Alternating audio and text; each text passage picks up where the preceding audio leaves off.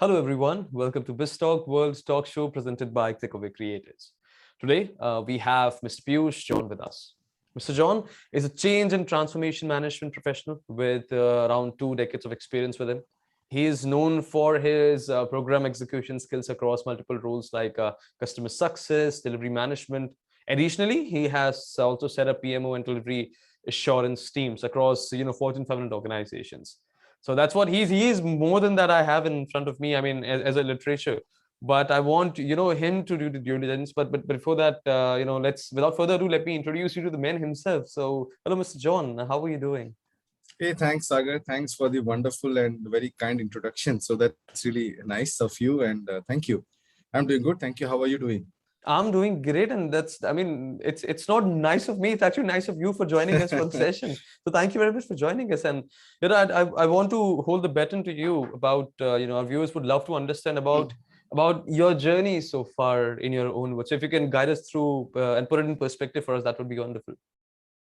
Great. So I would say that I've got about 19 plus years of experience, and I've managed various strategic projects, including brand transition, various ERP and CRM implementations, managed various digital transformation initiatives, played across multiple roles. Right from I worked as a project manager, a business analyst, and grew up the ladder to become a program manager, then a change manager, setting up various organizations. So it's been a good learning experience and enriching experience for me throughout my professional life, and fortunately could learn a lot in terms of certifications and also contribute in terms of we actually had an initiative where we wanted to get everybody educated on cybersecurity, and we wanted everyone to have a low investment and enjoy the best of the tools and implement various tools so that they can protect their organizations as well. We were fortunate enough to publish a book which was primarily I wrote on implementing the enterprise cybersecurity with open source software.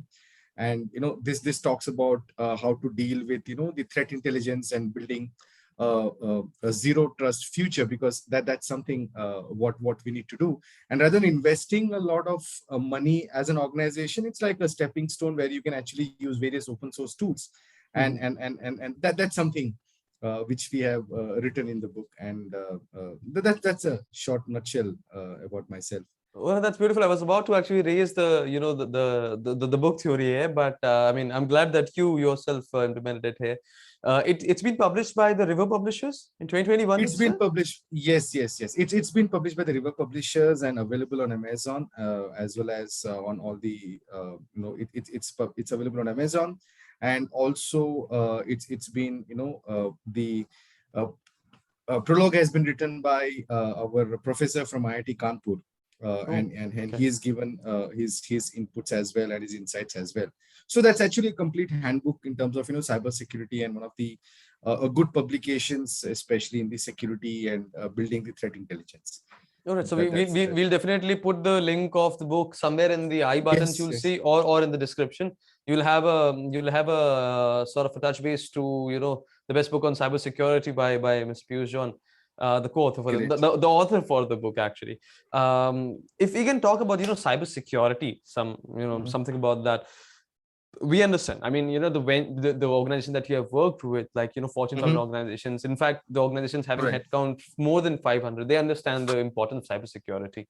Right. Is it really that difficult to implement cybersecurity for for the young entrepreneurs and the boutique startups in their venture? And how cost effective or efficient it is?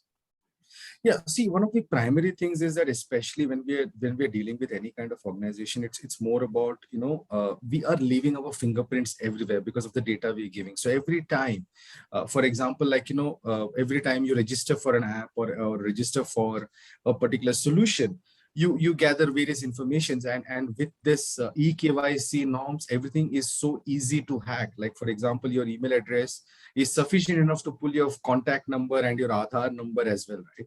So that's the reason why organizations have to be doubly careful. The reason, because especially the startups and all, if at all, once you lose the trust in the market, then nobody is going to invest or bank upon you. It's more like a fraud, and they might think that you are another company, might be fly by night carrier who's just assimilating data. So that's something, and data is money nowadays. So that's one reason why it's very important for everyone to look at cybersecurity as a really big threat.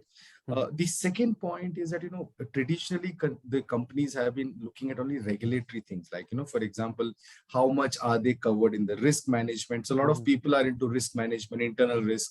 They have these corporate audits and all that, but they do not look at the various external facing applications, the way your data is being exposed, how secure are you.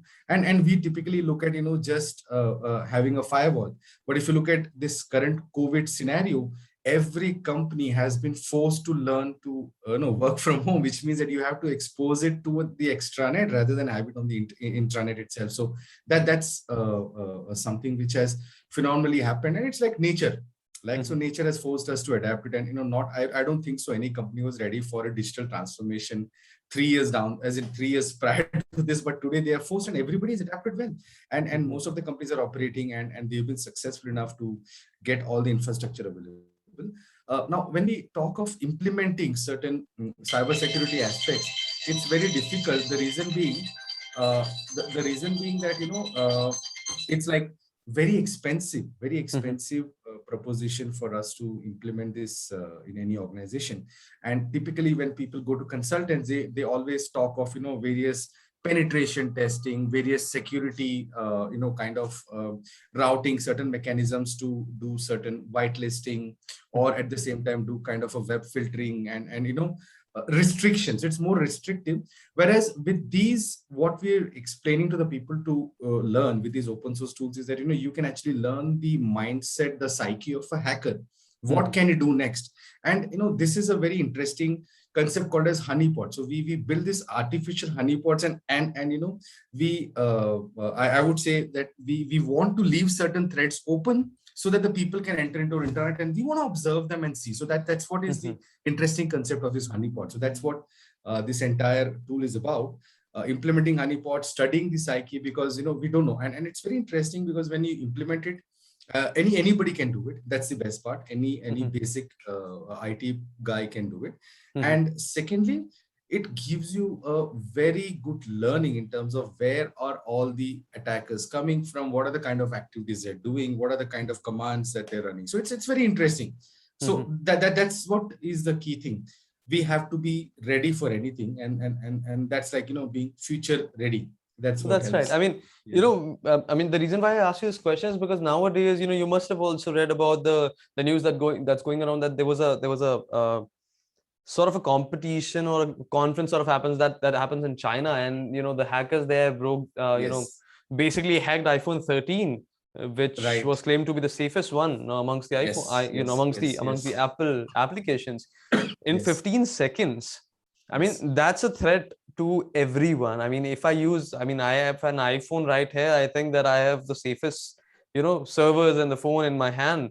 And if the, data is, if it's hackable like this, then, I mean, what are the best practices to, what I wanted you to answer really is, if I have a startup and people are coming in, putting their data, what is the basic thing that I can do to sort of, save their data, or to have some defense mechanism against my data being threatened by any extra hacker, or whatever the term there is going on around the globe?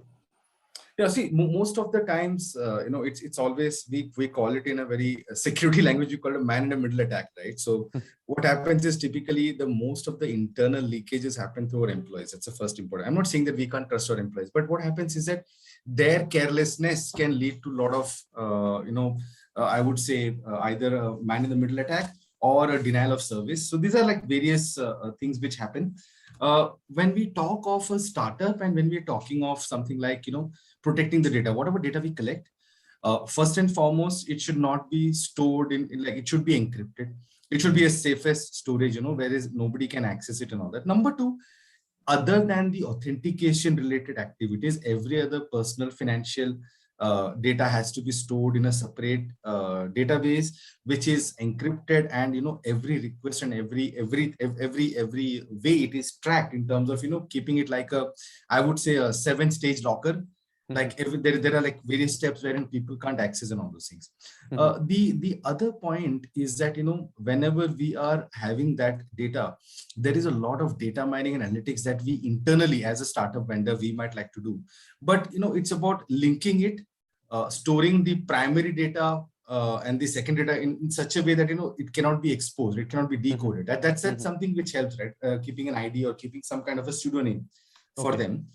That's somehow it helps. So that's something what we should look at, how we can save it. Yeah. All right, great. Makes sense. All right, coming back to, I mean, we're sort of going to the serious discussion, coming back to the lighter one now. Mr. John, coming up with 19 years of experience, it comes with a lot of human interaction, comes with a lot of patience and understanding people. So my question now would be, what are your methods of team, or I would say people management in that sense? So one of the primary things to understand over the 19 years of my professional service was that it's a mixed group, and every individual is totally unique. They are from different generations, and the way like they like to be treated is totally different. So it's like it's a mix of millennials to experienced people to subject matters and to some geniuses who are like really perfectionists, and they have a very low emotional intelligence, and they get really upset, right? So most importantly, the first thing is that know your team really well as to what are their pain points, what are their concerns, and all those things. The best thing which has worked for me is in terms of complete communication and transparency in terms of what is the expectation, so that there's no surprises and they know. And what I typically do is like I set the working rules. So working rules like, okay, what time do you want to work, how do we work, how do we review, how do we allocate the task, and how do we delegate it to the people.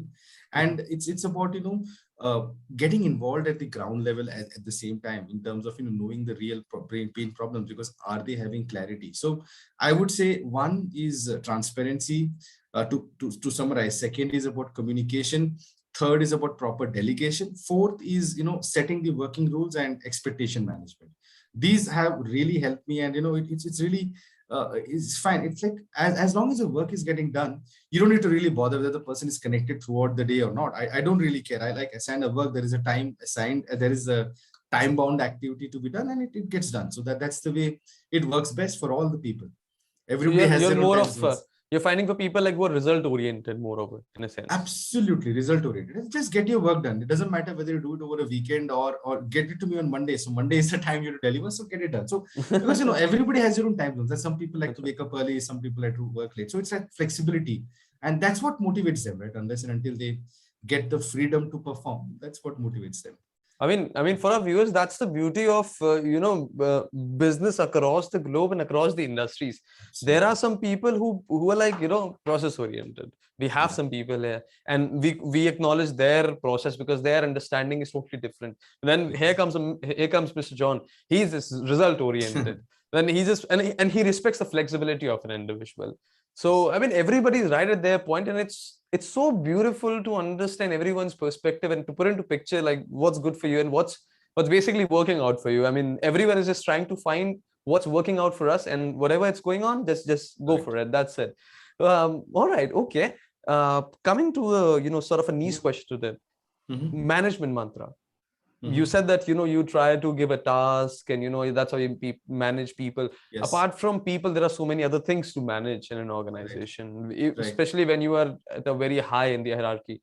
Time management, let's say time management. So what's a time management mantra then?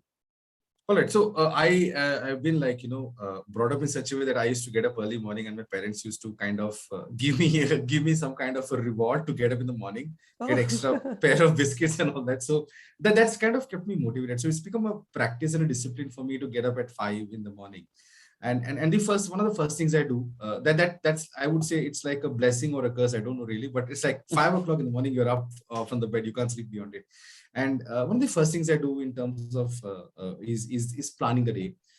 just about 20 minutes, I just think. I don't even open my laptop or my mobile. Just think about, what are the tasks to be done, what are the important key things to be done.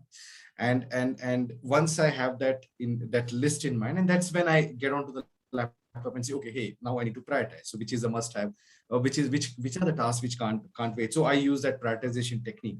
And two things I do. One is that, I'm very particular about the timings for the meeting. So for example, let's say that we have a team meeting, it is for 30 minutes, it ends at 30 minutes. There is nothing that extends beyond 31st minute or even after 10 seconds beyond the 30 minutes, right? So that's where we say, hey, bye. And everything is with fixed agenda. So that's the rule number one for my team, and my team really knows it, that okay, unless and until you can't cover it, and if you're blocking my time and you put only 30 minutes for a 10-point agenda, that's your mistake. 30 minutes is 30 minutes, and we get to go to decision. Because what happens is, I believe that work expands to fill the time. So if I get 2 hours, I will do the same decisions, and be it half an hour, I can do the same thing a little faster. That's one. In terms of personal time management, especially whenever there is like an individual contribution, something I need to write or something, I kind of use the Pomodoro technique, which is like, focusing, having a 25-minute timer. So be it your phone or something, you can set a timer. And for that 25 minutes, set the timer with no distractions, even if there is a call or even if there is a urgent pressing need. Unless the building is on fire and you're like really you have to jump off the building. Yeah. But that's something you do, just avoid the distractions for that 25 minutes. And to be honest, beyond 25 minutes, you can't really, concentrate and focus on the work. Be it my kid who's attending an online class, or be it me. Beyond 25 minutes, you can't do. That is one. And the point number two is that once you get distracted again, to start back on that routine, it takes about 20-30 minutes again. So if you have a distraction within 10 minutes and gone, again, you'll take another 20 minutes to start off again from where you left over and all those things. So this kind of helps me, like, prioritization, the Pomodoro technique, and keeping the meeting to the point. Casual chats are fine. You can have those town halls on Fridays, and you can extend it beyond your working hours also. But if it's a meeting, stick to the time and stick to the agenda. That really helps. Yeah. So these are some things which help me out, and appreciate it, I guess, because people don't like to be having dragging meetings and all that, right? No, of course. So of course. I mean, waking up early nowadays, when I mean, I'm one of the millennials here. So I mean, we have heard that, wake up early, wake up early, wake up early. Earlier it was like, okay, come on, just stop it. But now it really makes sense. I mean, waking up early sorts your day. It's very right. When my mom still asks me to, wake up early, and you'll see that, problems will be sort of resolving in front of you.